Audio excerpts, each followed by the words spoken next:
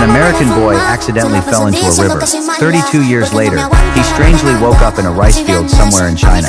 The unfamiliar surroundings made him feel afraid. He quickly got up and walked toward a village ahead. The villagers saw that he was not a local, and kindly came forward to ask if he needed help. But the boy could not understand Chinese at all. In his panic, he fainted on the spot, since he had no identification on him. The villagers had no choice but to hand him over to the local police. With the help of the embassy, the boy successfully boarded a plane back to the United States. The boy claimed his name was Jacob, and he had just turned 8 years old. He said he lived in Arcadia, Missouri. The immigration agent Martin, who took over the case, immediately contacted the local police department, but they said there was no missing child named Jacob. After repeatedly confirming his home address with the boy, Martin decided to personally drive him there. Little did they expect that this trip would bring an unprecedented crisis to the entire town. Following the boy's directions, the two soon arrived in Arcadia. They stopped in front of a large house. The person who opened the door was an old man in his 60s. As soon as the boy saw him, he rushed forward.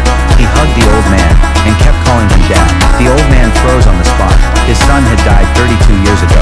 How could he possibly come back to life? Just as he did not know what to do, his wife behind him recognized the boy at a glance. She pulled him into the house and kept touching and looking at him. It had been 32 years, yet her son had not changed at all. While she herself was now full of wrinkles, Jacob's uncle, who was a police officer, rushed over after hearing the news. He questioned Martin about why he was making a joke with someone else's deceased child. Just as Martin was about to explain, the boy warmly greeted his uncle. The sheriff was stunned by what he saw.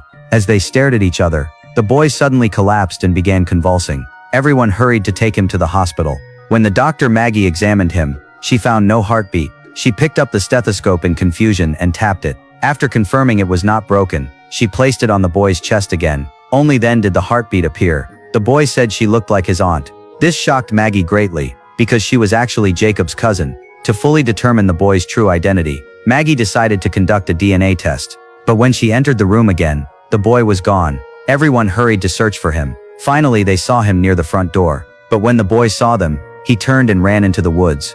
Breathing heavily, he stopped in front of a tree hollow. He took out toys he had hidden there before. The old man recognized them. They were the birthday gifts he had given his son at the age of 8. He knew the boy was trying to prove his identity, but he still found it hard to accept. He felt that something was not right about the child, especially because of his enormous appetite. He could eat 20 sandwiches in one meal. That day, Martin asked the boy if he remembered what happened before. The boy vaguely recalled that he had fallen into the river while trying to save his aunt. During the struggle, he saw a bald man grabbing his aunt, and he himself hit a rock in the water and passed out. When he woke up, he was in a rural area in China. Martin and Maggie were both doubtful about this, but the DNA